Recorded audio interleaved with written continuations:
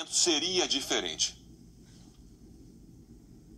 Sérgio, não tem lógica nenhuma o regime do Bashar al-Assad ter usado armas químicas nesse momento, quando se observa o cenário na Síria. O regime do Bashar al-Assad controla basicamente todos os centros populacionais. Controla Damasco, controla Alepo, controla Homs, controla Hama, controla Tartus, controla Latakia, controla Sueida, todas as grandes cidades sírias. Há sim áreas mais ali na fronteira com a Turquia que são controladas pelos curdos, que são apoiados pelos americanos, mas são aliados do Assad também, então não é um grande problema para o regime. A gente está vendo ali aquela faixa roxa, que também não tem grandes cidades nessa área roxa ali, não, lilás, né, mais clarinha, lilás. A área verde é a área do regime, e aquela área, acho que seria a cor de rosa, é a área controlada pelos rebeldes. O que eles têm mais é a região ali de Idlib, na fronteira com a Turquia, que também não tem grandes cidades. Então, o regime controla basicamente tudo. Ele vinha, nos últimos meses, retomando a região dos subúrbios de Damasco, conhecido como Guta, e também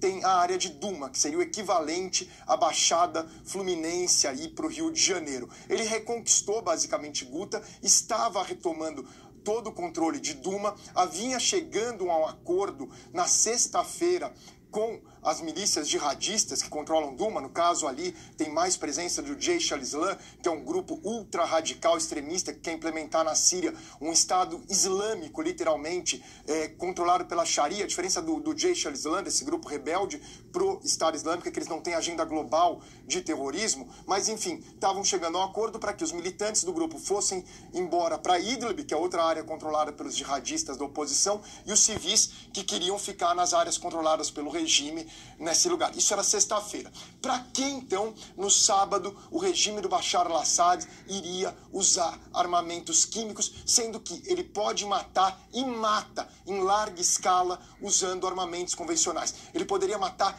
40, 50, 100 vezes mais do que ele matou com armamentos convencionais, sem precisar provocar a maior potência da história da humanidade, que são os Estados Unidos, que bombardearam a Síria no ano passado. O que levaria o Assad, que é um ditador sanguinário, mas é extremamente um grande estrategista, tanto que se mantém no poder, apesar de tudo, há tanto tempo. O que levaria ele a usar isso? O que levaria o Putin permitir que o Assad fizesse isso? O Putin colocou todo o capital político dele, inclusive doméstico, na Rússia, bancando o Assad, dinheiro, tropas russas que morrem na Síria para bancar o Assad, para o Assad fazer um gol contra desse. Não tem muito sentido. É diferente de 2013. 2013, quando teve ação em Guta, os rebeldes que naquele momento estavam avançando sobre o Assad, realmente foram alvo de um ataque químico do regime do Assad, que usou armamento químico naquele momento, e morreram mais de 1.000, as imagens eram muito maiores e as evidências muito maiores do que agora. Ele realmente usou naquele momento, e daí teve até aquele acordo para retirar as armas químicas. No ano passado, aquele ataque em Idlib, que a responsabilizaram Assad, em fevereiro desse ano, o general Meles, em depoimento ao Congresso americano, confirmou que até fevereiro desse ano eles não tinham prova de que havia sido o regime do Assad. Quem apresentou as imagens do vídeo ontem? De onde veio o vídeo ontem? Veio do Jaish al-Islam, que é esse grupo jihadista presente ali na Síria. Então, eles que apresentaram. Pode ter sido o regime do Assad? Claro que pode. O que não tem é lógica. Pode ter sido também membros do regime à revelia do Bashar al-Assad. Isso pode ter acontecido. A Síria é um país de quinto mundo em guerra civil há 7 anos. É óbvio que o regime não controla todo mundo. O major do regime pode ter decidido pegar e usar armas químicas. Lembrando que nesse caso foi cloro, que é muito fácil. Não tem como proibir cloro. A oposição também tem acesso a cloro. Também pode... A gente está falando de um grupo jihadista, terrorista, pode ter feito isso.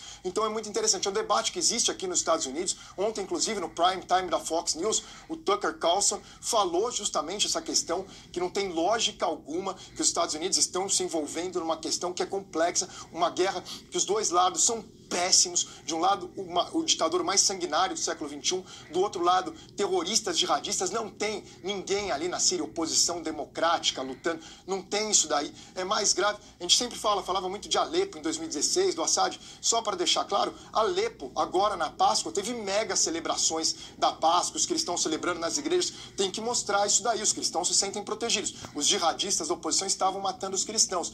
Ali no Conselho de Segurança, a Rússia vetou a resolução americana, mas a resolução resolução da Rússia pedia para entrada de inspetores para verificar se teve ataque químico e como foi esse ataque. Então é tudo...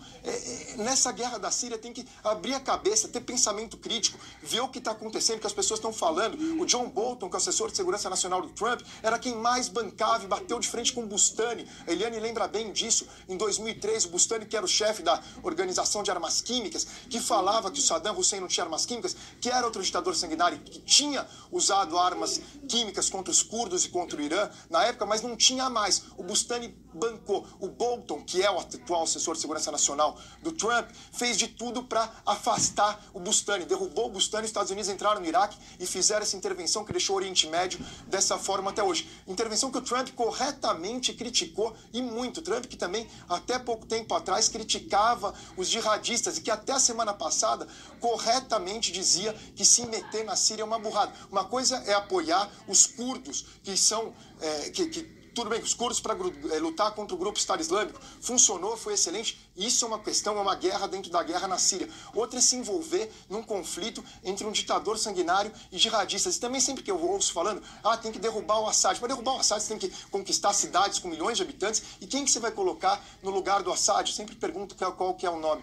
E, bom, para terminar, Sérgio, desculpa que eu me empolgo quando eu falo de Síria e desembesto ao falar aqui que eu falo de improviso e ainda estou rouco hoje. Os telespectadores devem ter ficado um pouco cansados em casa de me ouvir, mas eu acho importante falar tudo isso. Estou escrevendo um livro sobre a guerra da Síria, inclusive, então é um assunto que fui várias vezes para a Síria, eu sou completamente fanático para acompanhar esse assunto, então eu acabo falando bastante. Mas de qualquer maneira, é um tema extremamente relevante, né, para o mundo inteiro.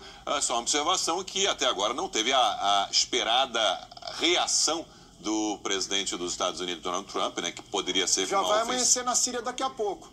Oi? Não ouvi. Então, já vai amanhecer na Síria. O ataque costuma ser durante a noite e daqui a pouco amanhece na Síria. A Síria amanhece ao redor de meia-noite no Brasil, 11h30, meia-noite no Brasil, amanhece na Síria. Ele promete uma resposta de 24, 48 horas, o prazo está quase chegando ao